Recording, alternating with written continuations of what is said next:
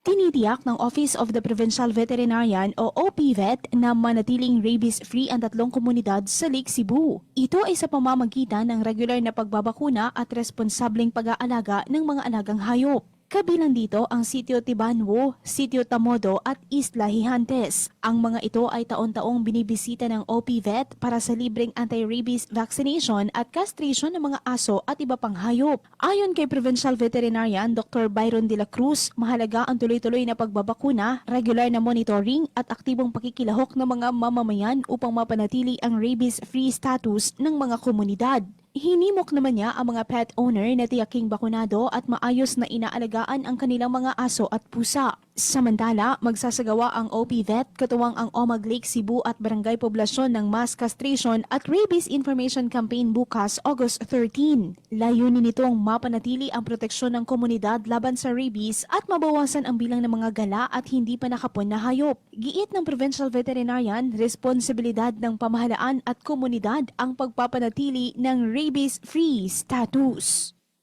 Chris Toreta, NDBC, PIDA Balita.